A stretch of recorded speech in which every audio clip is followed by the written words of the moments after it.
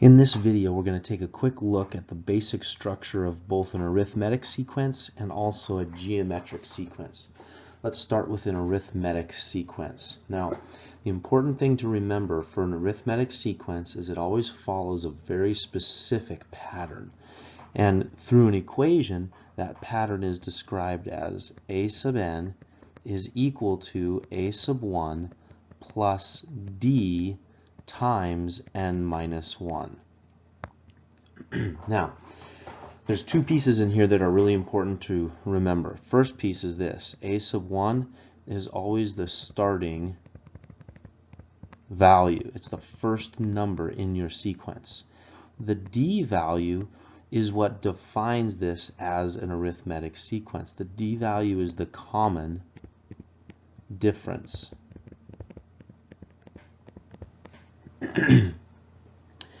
And that's what makes an arithmetic sequence an arithmetic sequence. It's a sequence where from any one value to the other, there is a common difference. The distance between one value to the other is always the same. So let's apply this. We'll worry about what the n and a sub n are in a minute. Let's apply this to this sequence that we have right here. The first question we want to ask is this even an arithmetic sequence? And we can see that it is an arithmetic sequence. Because it's in fraction form, it's a little hard to see. Let me put it in decimals to see if it's a little easier to see. I've got -7. -7 halves is actually -3.5, because 2 goes into 7 3 times with 1 out of 2 left over. So I've got -7, -3.5, 0, and then 7 halves is 3.5. So each value, when I go from -7 to -3.5, I've added 3.5. And when I go from -3.5 to 0, I've added 3.5 again. When I've gone from 0 to 3.5, I've added 3.5 yet again. Okay, so hopefully in decimal form it might be a little easier to see that it's an arithmetic sequence. To get from one value to the next, you're always adding the same thing over and over again. So in this case right here, our common difference would equal 3.5. Or if we want to keep it as a fraction, it would equal 7 halves. We can do it either way. Okay, so d equals the 7 halves.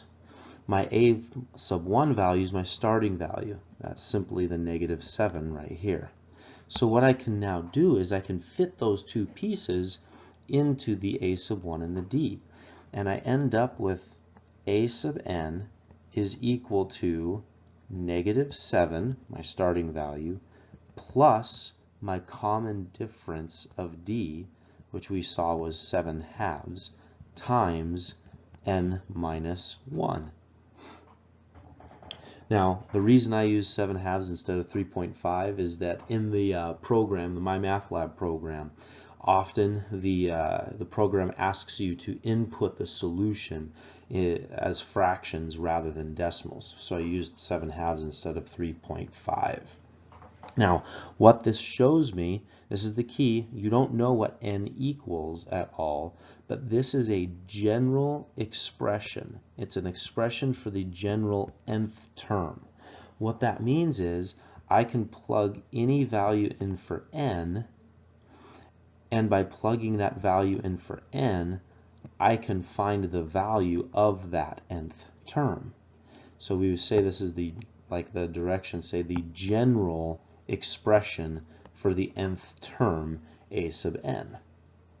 Okay. Now the only other final piece that we have to worry about with what the program, MyMathLab, is asking for in a lot of these is to do it in simplified form. Okay. What that means is this: if any distribution and combining of like terms is possible, we need to do it. So what it's asking us to do is to go a sub n equals -7, and then we're going to take this 7 halves and distribute it in.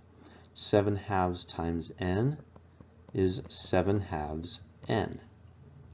7 halves times -1 is 7 halves. Okay. Now, the 7 halves n is a term by itself. There's no other term here that has an n in it. However, I do have a constant value here and a constant value here, -7 and -7 halves. I could combine those two terms together. So I have a sub n is equal to, I'm going to write down my 7 halves n, but then I've got to figure out what is -7 minus 7 halves. Now, in order to add or subtract anything that has a denominator, I have to make sure I have common denominator. So I want to turn the -7 into something that has a denominator of 2, because right now it has a denominator of 1. Well, to turn a denominator of 1 into a 2, I can multiply by 2, but I have to do that to the top and bottom. So this is going to be -14 over 2 minus 7 over 2. You can see that 14 over 2 will reduce back to that 7, and the negative there makes that -7. But now that I have common denominator, I can keep the common denominator and then do the subtraction across the top. -14 minus 7 is -21. So the -7 minus 7 halves produces -21 halves. So back to my equation, a sub n equals 7 over 2 times n minus now 21 over 2. So this would be the simplified expression for the general nth term for that specific arithmetic sequence. So again, that a sub 1, this is the form right here of any arithmetic sequence. That a sub 1 is the starting value. That d is the common difference. And then the key, once we get it set up in that form, is that MyMathLab wants it reworked to be put in simplified form like this. So we needed to do the distribution, and then we needed to combine the like terms. Let's look at the same thing, except with a geometric sequence. Now, different than an arithmetic sequence, a geometric sequence operates a little differently, and the equation that gives the general expression for the nth term looks a little bit different. That expression can be written as a sub n equals a sub 1 times r to the n minus 1. Now, just like the arithmetic sequence, the a sub 1 here is your starting value. But in this case, we don't have a common difference. We have this r value right here, which we call a common ratio. Instead of a sequence where every term is the same amount different than the previous term, what we have here is the ratio from one term to the term before it is always going to be the same. Or another way of thinking about it is, to get from one term to the other, you're multiplying by the same amount. Let's take a look at this sequence here. My starting value here is a 3. To get from 3 to 6, I would multiply by 2. To get from 6 to 12, I would again multiply by 2. To get from 12 to 24, again I would multiply by 2. So my common ratio here would be a 2. My common ratio r would be a 2, because that's what I'm multiplying by to get from one value to the next. If it's ever a little hard to figure out what that value is for your common ratio, one trick is this. Take any value, here's the 24, and divide it by the previous value. 24 over 12 gives me that 2 that we already saw. I can do that with any value. I can take the 12 right here and divide it by the value right before it. 12 divided by 6 is 2. I could take the 6 value and divide it by the number right before it, the 3. That's 6 over 3, again, is 2.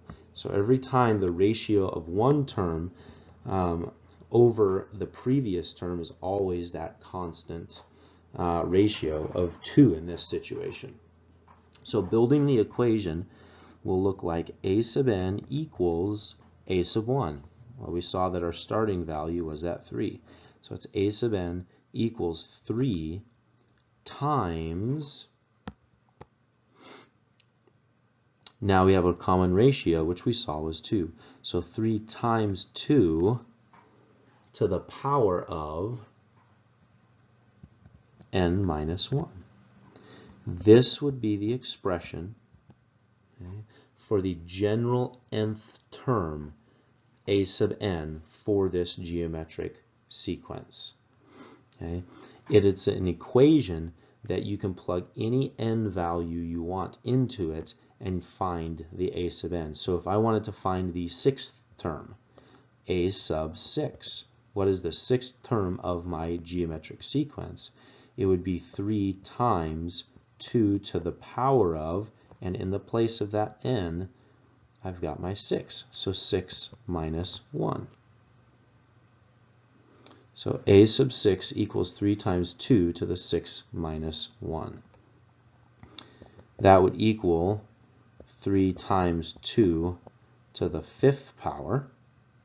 2 to the 5th power is equal to 32. So this would be 3 times 32. So the a sub 6, the value of the sixth term, 3 times 32 would give us 96. So again, this is the expression for the general nth term. I can then use it to find any term value that I'm looking for. In this case, I was looking for a sub 6.